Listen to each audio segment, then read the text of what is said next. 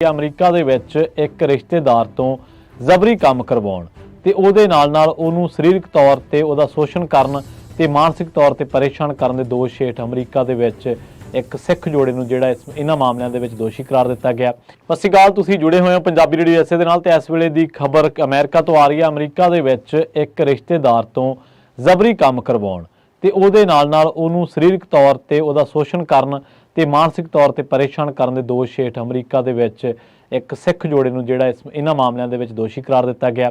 ਪੂਰਾ ਮਾਮਲਾ ਕੀ ਹੈ ਤੇ ਇਸ ਤੋਂ ਬਾਅਦ ਸਜ਼ਾ ਦਾ ਐਲਾਨ ਕਦੋਂ ਹੋਣਾ ਤੇ ਕਦੋਂ ਉਹਨਾਂ ਨੇ ਕੀ ਕੁਝ ਜਿਹੜੇ ਦੋਸ਼ ਨੇ ਉਹਨਾਂ ਦੇ ਮੁਤਾਬਕ ਉਹਨਾਂ ਨੇ ਕੀ ਕੁਝ ਉਸ ਨੌਜਵਾਨ ਦੇ ਨਾਲ ਕੀਤਾ ਜਿਹਦੇ ਕਰਕੇ ਉਹਨਾਂ ਨੂੰ ਇਸ ਮਾਮਲੇ ਦੇ ਵਿੱਚ ਦੋਸ਼ੀ ਕਰਾਰ ਦਿੱਤਾ ਗਿਆ।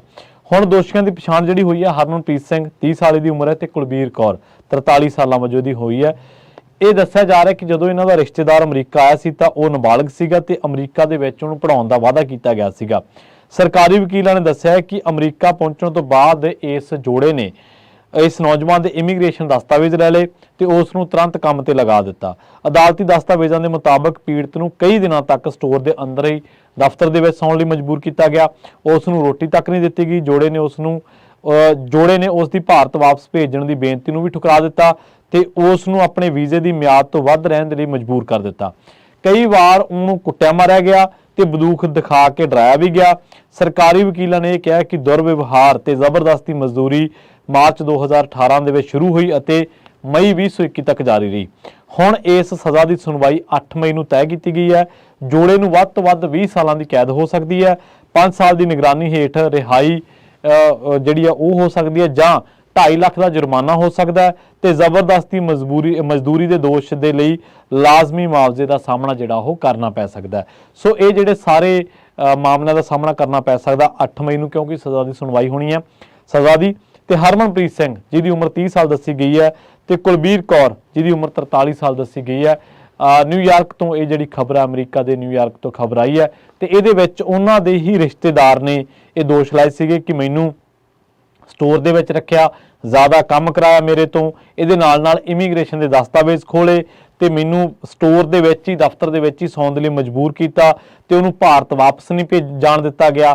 ਫਿਰ ਉਹਨੇ ਆਪਣੇ ਵੀਜ਼ੇ ਦੀ ਮਿਆਦ ਤੋਂ ਵੱਧ ਰਹਿਣ ਦੇ ਲਈ ਮਜਬੂਰ ਕੀਤਾ ਤੇ ਉਸ ਨੂੰ ਕਈ ਵਾਰੀ ਕੁੱਟਿਆ ਤੇ ਬੰਦੂਕ ਦਿਖਾ ਕੇ ਉਹਨੂੰ ਡਰਾਇਆ ਵੀ। ਇਹ ਤਾਂ ਹੁਣ ਉਹ ਖਬਰ ਹੈ ਜਿਹੜੀ ਆਪਾਂ ਸਾਰਿਆਂ ਨੇ ਸੁਣੀ ਹੈ ਜਾਂ ਮੀਡੀਆ ਦੇ ਵਿੱਚ ਪ੍ਰਕਾਸ਼ਿਤ ਹੋਈ ਹੈ। ਪਰ ਕਈ ਵਾਰੀ ਇਹਨਾਂ ਮਾਮਲਿਆਂ ਦੇ ਵਿੱਚ ਇੱਕ ਹੋਰ ਪਹਿਲੂ ਹੁੰਦਾ, ਉਹ ਇਹ ਹੁੰਦਾ ਹੈ ਕਿ ਕਈ ਵਾਰ ਸਾਰੇ ਮਾਮਲਿਆਂ ਦੇ ਵਿੱਚ ਨਹੀਂ, ਨਾ ਹੀ ਮੈਂ ਇਹਨਾਂ ਮਾਮਲਿਆਂ ਦੇ ਵਿੱਚ ਇਹ ਕਹਿ ਸਕਦਾ ਕਿ ਸਾਰੇ ਦੋਸ਼ ਸੱਚੇ ਹੋਣਗੇ। ਇਹ ਉਹ ਖਬਰ ਹੈ ਜਿਹੜੀ ਆਪਣੇ ਤੱਕ ਮੀਡੀਆ ਰਾਹੀਂ ਪਹੁੰਚੀ ਹੈ। ਜਿਹੜਾ ਦੂਜਾ ਪਹਿਲੂ ਆ ਉਹ ਇਹ ਹੈ ਕਿ ਬਹੁਤ ਵਾਰ ਸਟੋਰਾਂ ਦੇ ਉੱਤੇ ਜਿਹੜੇ ਲੋਕ ਕੰਮ ਕਰਦੇ ਨੇ, ਜਿਹੜੇ ਵੱਖ-ਵੱਖ ਸਟੋਰਸ ਦੇ ਉੱਤੇ, ਤਾਂ ਉਹਦੇ ਵਿੱਚ ਇੱਕ ਇਹ ਹੁੰਦਾ ਕਿ ਕਈ ਵਾਰੀ ਬੰਦਾ ਕੰਮਕਾਰ ਵਾਲੀ ਥਾਂ ਤੇ ਸੌਣਾ ਜਾਂ ਰਹਿਣਾ ਪਸੰਦ ਕਰ ਲੈਂਦਾ, ਕਿਉਂਕਿ ਜਾਂ ਤਾਂ ਉੱਥੇ ਰਿਹਾਇਸ਼ ਹੁੰਦੀ ਹੈ ਜਾਂ ਉਹ ਕਾਰੋਬਾਰ ਕਰਨ ਵਾਲਾ ਉਹਨੂੰ ਉੱਥੇ ਰਿਹਾਇਸ਼ ਪ੍ਰੋਵਾਈਡ ਕਰ ਦਿੰਦਾ। ਸੋ ਇਹ ਇੱਕ ਪਹਿਲਾਂ ਤਾਂ ਕੰਪਰੋਮਾਈਜ਼ ਹੀ ਹੁੰਦਾ ਕਿ ਚਲੋ ਬੰਦੇ ਦੇ ਉਹਨੂੰ ਜਦੋਂ ਜਿਹੜਾ ਰਹਿ ਰਿਹਾ ਹੁੰਦਾ ਉਹਨੂੰ ਇਹ ਲੱਗਦਾ ਕਿ ਮੈਨੂੰ ਪੈਸੇ ਬਚ ਰਹੇ ਆ, ਜਦ ਕਿ ਜਿਹੜਾ ਦੂਜਾ ਬੰਦਾ ਹੁੰਦਾ ਜਿਹਨੇ ਥਾਂ ਦਿੱਤੀ ਹੁੰਦੀ ਹੈ ਉਹਨੂੰ ਇਹ ਲੱਗਦਾ ਕਿ ਮੈਂ ਇਹ ਤੋਂ 8 ਘੰਟੇ ਤੱਕ ਕੰਮ ਲੈਣਾ ਜਾਂ ਜਿੰਨਾ ਵੀ ਕੰਮ ਲੈਣਾ ਉਸ ਤੋਂ ਬਾਅਦ ਇਹ ਮੇਰੇ ਲਈ 24 ਘੰਟੇ ਅਵੇਲੇਬਲ ਹੈ। ਕਈ ਥਾਂ ਇਹ ਵੀ ਵੇਖਿਆ ਜਾਂਦਾ ਕਿ ਕਈ ਥਾਂ ਜਿਹੜੇ ਬੰਦਿਆਂ ਨੂੰ ਰੱਖਿਆ ਜਾਂਦਾ ਉਹ ਤੋਂ ਫਿਰ ਨਾਲ ਇਹ ਵੀ ਦੇਖਿਆ ਜਾਂਦਾ ਕਿ ਉਹ ਚੌਂਕੀਦਾਰ ਵਾਲਾ ਕੰਮ ਵੀ ਜਿਹੜਾ ਉਹ ਕਰਦਾ। ਸੋ ਇਹ ਕਈ ਤਰ੍ਹਾਂ ਦੇ ਪਹਿਲੂ ਨੇ। ਆਪਾਂ ਜਦੋਂ ਇੱਧਰ ਮੁਲਕਾਂ ਦੇ ਵਿੱਚ ਵਿਚਰਦੇ ਹਾਂ ਜਾਂ ਕਈ ਤਰ੍ਹਾਂ ਦੇ ਜਿਹੜੀਆਂ ਮਿਹਰਬਾਨੀਆਂ ਕੀਤੀਆਂ ਹੁੰਦੀਆਂ ਨੇ ਉਹ ਸਾਰੀਆਂ ਕਈ ਵਾਰੀ ਮਿਹਰਬਾਨੀਆਂ ਵੀ ਨਹੀਂ ਹੁੰਦੀਆਂ। ਉਹਦੀ ਇਵਜ਼ ਦੇ ਵਿੱਚ ਤੁਸੀਂ 24 ਘੰਟੇ ਹੀ ਉਹਦੇ ਲਈ ਅਵੇਲੇਬਲ ਰਹਿੰਦੇ ਹੋ ਤੇ 24 ਘੰਟੇ ਹੀ ਤੁਹਾਨੂੰ 24 ਘੰਟਿਆਂ ਦੇ ਵਿੱਚੋਂ ਜਿਹੜੇ 10-12 ਘੰਟੇ ਕੰਮ ਕਰਦੇ ਹੋ ਨਾਲ ਹੋਰ ਵੀ ਤਵੱਕੋਂ ਤੁਹਾਡੇ ਤੋਂ ਕੀਤੀ ਜਾਂਦੀ ਹੈ, ਹੋਰ ਵੀ ਉਮੀਦ ਕੀਤੀ ਜਾਂਦੀ ਤੇ ਇਹਦੇ ਬਦਲੇ ਜਦੋਂ ਤੁਸੀਂ ਕੋਈ ਆਪਣੇ ਹੱਕ ਦੀ ਗੱਲ ਕਰਦੇ ਹੋ ਤਾਂ ਉਦੋਂ ਫਿਰ ਤੁਹਾਨੂੰ ਸੁਣਾਇਆ ਜਾਂਦਾ, ਉਦੋਂ ਤੁਹਾਨੂੰ ਕਿਹਾ ਜਾਂਦਾ ਕਿ ਭਈ ਤੈਨੂੰ ਅਸੀਂ ਰਿਹਾਇਸ਼ ਦਿੱਤੀ ਹੈ, ਤੇਰੇ ਪੈਸੇ ਬਚ ਰਹੇ ਆ।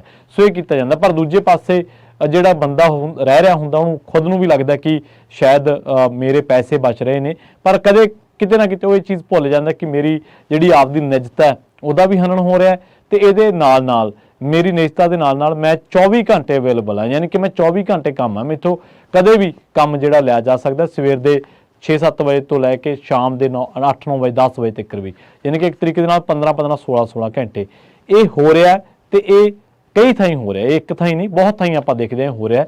ਪਰ ਅਸਲ ਦੇ ਵਿੱਚ ਕਿਉਂਕਿ ਇਹ ਇੱਕ ਕੰਪਰੋਮਾਈਜ਼ ਹੁੰਦਾ, ਇਹ ਇੱਕ ਇਸ ਤਰੀਕੇ ਦੇ ਨਾਲ ਕਿਹਾ ਗਿਆ ਹੁੰਦਾ ਕਿ ਭਾਈ ਤੈਨੂੰ ਇੰਨਾ ਕਰਨਾ ਪਊਗਾ ਜਾਂ ਤੈਨੂੰ ਇੰਨਾ, ਤਾਂ ਉਹਦੇ ਤਰੀਕੇ ਉਸ ਨਜ਼ਰੀਏ ਦੇ ਨਾਲ। ਪਰ ਕੀ ਐਥੀਕਲੀ ਇਹ ਪ੍ਰੈਕਟਿਸ ਸਹੀ ਹੈ? ਕਿ ਇਹ ਪ੍ਰੈਕਟਿਸ ਕਾਨੂੰਨੀ ਤੌਰ ਤੇ ਸਹੀ ਹੈ? ਕਿ ਕਾਨੂੰਨ ਇਹਦੀ ਇਜਾਜ਼ਤ ਦਿੰਦਾ ਹੈ ਕਿ ਇਹ ਸਾਰਾ ਕੁਝ ਕਾਨੂੰਨ ਦੇ ਤਹਿਤ ਕੀਤਾ ਜਾ ਰਿਹਾ ਹੈ। ਹੁਣ ਜੇ ਮੰਨ ਲਓ ਕੋਈ ਬੰਦਾ ਕਿਸੇ ਕੋਲੇ ਰਹਿ ਰਿਹਾ ਹੈ ਤੇ ਉਹਨੂੰ ਉਹਨੇ ਪੈਸੇ ਘੱਟ ਦਿੱਤੇ ਜਾ ਰਹੇ ਕਿਉਂਕਿ ਉਹ ਰਹਿ ਰਿਹਾ ਉੱਥੇ, ਤਾਂ ਕਿਉਂ ਨਾ ਉਹਦਾ ਪੂਰਾ ਮਿਹਨਤਾਨਾ ਦਿੱਤਾ ਜਾਵੇ ਤਾਂ ਜੋ ਜਿੱਥੇ ਮਰਜ਼ੀ ਜੀ ਚਾਹੇ ਰਹਿ ਸਕੇ। ਸੋ ਇਧਰਲੇ ਮੁਲਕਾਂ ਦੇ ਵਿੱਚ ਵਿਚਰਦਿਆਂ ਕਈ ਵਾਰੀ ਬਹੁਤ ਤਰ੍ਹਾਂ ਦੇ ਮਾਮਲਿਆਂ ਦੇ ਨਾਲ ਤੁਹਾਡਾ ਵਾਹ ਪੈਂਦਾ। ਹੁਣ ਇਸ ਮਾਮਲੇ ਦੇ ਵਿੱਚ ਹਰਮਨਪ੍ਰੀਤ ਸਿੰਘ ਤੇ ਕੁਲਬੀਰ ਕੌਰ, ਇਹਨਾਂ ਦਾ ਜਿਨ੍ਹਾਂ ਦੀ ਉਮਰ 30 ਤੋਂ 40 ਸਾਲ 43 ਸਾਲ ਦੱਸੀ ਗਈ ਹੈ, ਇਹਨਾਂ ਦਾ ਵਰਸ਼ਨ ਮੀਡੀਆ ਦੇ ਵਿੱਚ ਨਹੀਂ ਹੈ। ਇਹਨਾਂ ਨੇ ਕੀ ਕਿਹਾ ਜਾਂ ਕੋਰਟ ਦੇ ਵਿੱਚ ਕੀ ਜ਼ਿਰਾ ਹੋਈ ਹੈ, ਕਿਹਦੇ ਆਧਾਰ ਤੇ ਜਿਹੜਾ ਦੋਸ਼ੀ ਇਹਨਾਂ ਨੂੰ ਐਲਾਨਿਆ ਗਿਆ। ਪਰ ਹਾਂ, ਜਿਹੜਾ ਨਾਬਾਲਗ ਸੀਗਾ, ਜਿਸ ਵੇਲੇ ਉਹ ਨੌਜਵਾਨ ਆਇਆ ਸੀ ਅਮਰੀਕਾ, ਉਹ ਨਾਬਾਲਗ ਸੀਗਾ ਤੇ ਇਹਨਾਂ ਦੇ ਉੱਤੇ ਦੋਸ਼ ਲੱਗੇ ਕਿ ਇਹਨਾਂ ਨੇ ਦਸਤਾਵੇਜ਼ ਲੈ ਲਏ, ਉਹਦੇ ਡਾਕੂਮੈਂਟ ਲੈ ਲਏ, ਉਹਨੂੰ ਡਰਾਇਆ ਧਮਕਾਇਆ, ਉਹ ਤੋਂ ਜ਼ਿਆਦਾ ਘੰਟੇ ਕੰਮ ਲਿਆ, ਉਹਨੂੰ ਅੰਦਰ ਹੀ ਸੌਣ ਦੇ ਲਈ ਮਜਬੂਰ ਕਰ ਦਿੱਤਾ। ਸੋ ਇਹ ਜਿਹੜੀਆਂ ਗੱਲਾਂ ਨੇ ਇਹਦੇ ਵੱਖ-ਵੱਖ ਪਹਿਲੂਆਂ ਤੇ ਆਪਾਂ ਚਰਚਾ ਕਰ ਚੁੱਕੇ ਹਾਂ।